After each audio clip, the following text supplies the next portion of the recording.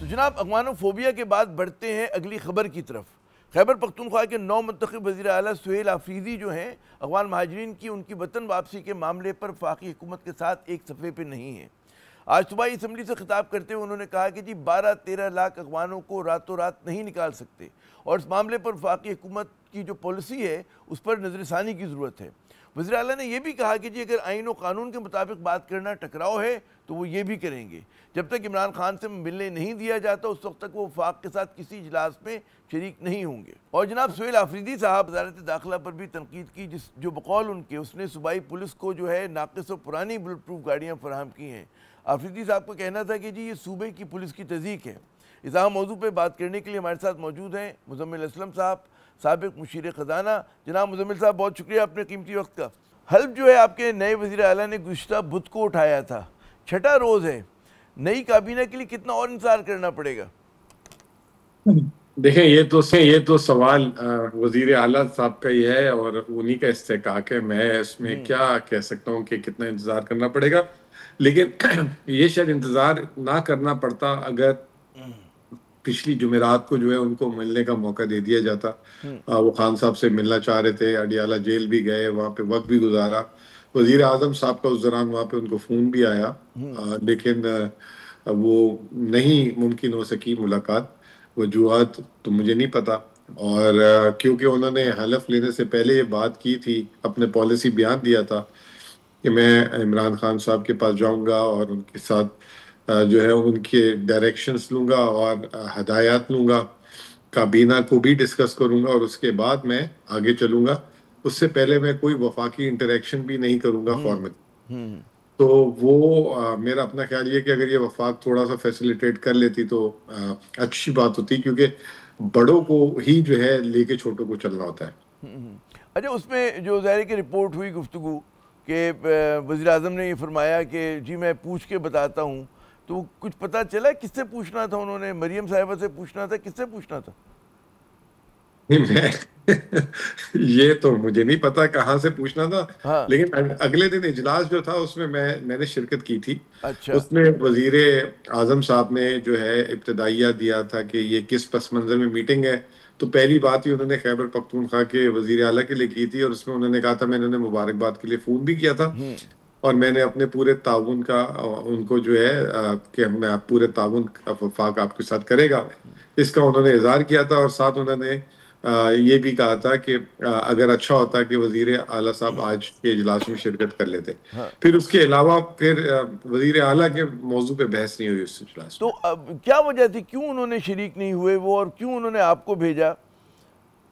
دیکھیں، شریک نہ ہونے کی بنیادی وجہ تو میں نے آپ کو پہلے ہی بتا دی کہ انہوں نے کہا تھا کہ سب سے پہلی ملاقات جو ہے میں اپنے قائد عمران خان صاحب کے ساتھ کروں گا، اور وہ جو ہے ملاقات آپ یوں سمجھ لیں کہ وفاق نے فیسیلیٹیٹ نہیں کی، اور ایسا بھی نہیں تھا کہ ان سے کوئی ملاقاتیں نہیں ہو رہی، وکلا بھی جا رہے ہیں، فیملی بھی جا رہی ہے۔ میں خود گیا ہوں 1 ہفتے پہلے ان سے ملنے، اور اڈیالہ جیل میں، تو ان کو نہ ملانا جو ہے ایک غلط چیز تھی۔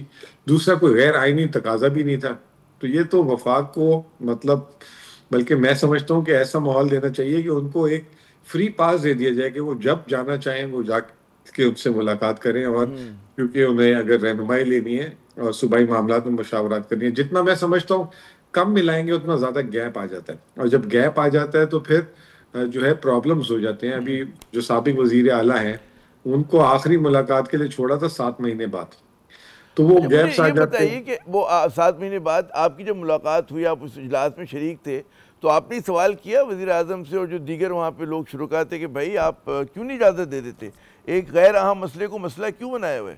ورنہ جیل میں ملنا تو آپ صحیح کہہ رہے ہیں مشکل نہیں ہوتا تھا۔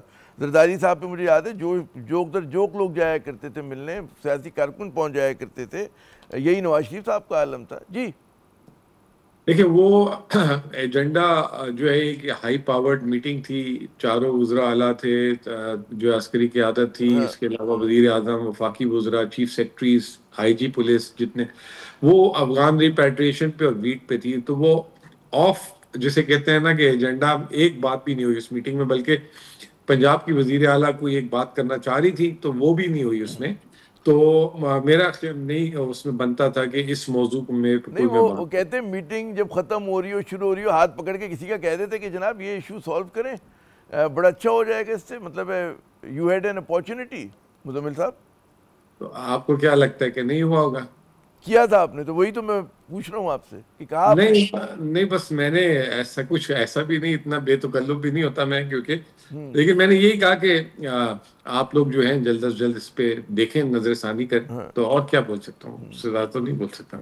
اچھا، اگر ملاقات کی اجازت نہیں ملتی، آپ نے بھی بتایا کہ 7 ماہ جو ہے علیمین گنڈا پور صاحب کو جو ہے انتظار کرنا پڑا، اور نہیں ملتی تو کیا کریں گے؟ آپ کابینہ نہیں بنائیں گے؟ کیا ہوگا پھر؟ دیکھیں یہ تو وزیر اعلیٰ صاحب کے ذہن میں ہوگا. اب وہ ہو سکتا ہے کہ پھر کوئی مختصر کابینہ بنا لیں، ہو سکتا ہے کہ پرانی کابینہ کو فعال کر کے اور جب تک ملاقات نہیں ہو، نئی ہدایت نہ ملے، اس کو کر لیں. ہو سکتا ہے کہ وہ جو ہے کوئی نئے نام لے آئیں. ان کے ذہن میں کچھ نہ کچھ تو ہوگا. اینڈ ہی انڈرسٹینڈ دس کہ کیونکہ حکومت جو ہے وہ کابینہ سے بنتی ہے نا، کابینہ ہوتی ہے تو پھر حکومت کے امور چلتے ہیں، کیونکہ ہر چیز کابینہ کا اجلاس میں فیصلے ہوتے ہیں، جو بھی نئی چیزیں ہوتی ہیں، اور کابینہ سے اسمبلی میں جاتی ہیں اگر آپ نے آگے کوئی چیز قانون سازی بھی کرنی ہے. تو انشاءاللہ تعالیٰ میں تو پوری امید یہ ہوں کہ آپ اگر اور مگر والی بات نہ کریں.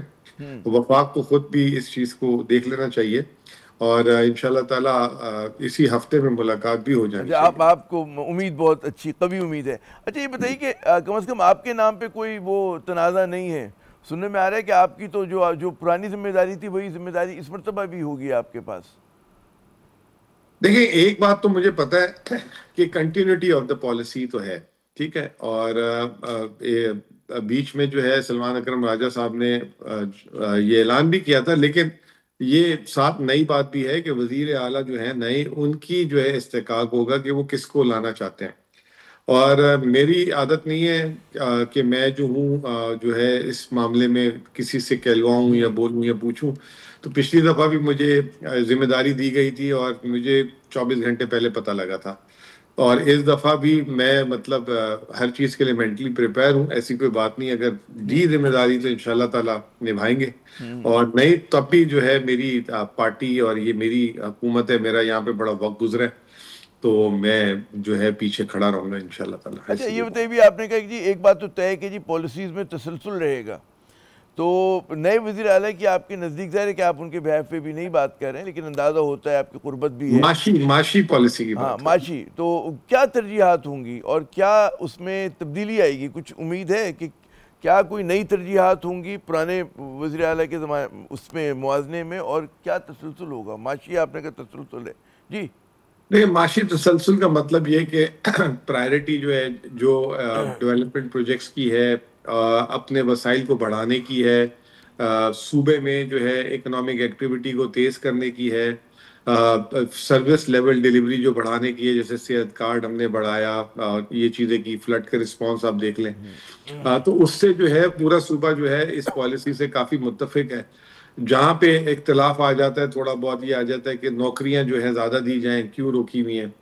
تو وہ جو ہے یہ چیزیں جب وقت کے ساتھ جو ہے پتہ لگے گا کہ کس طریقے سے اس کو ایوالو کرنا ہے. ہم نے 18 مہینے میں 18 خرچوں کو ہم نے کم کیا، آسٹیرٹی کو کنٹینیو رکھا.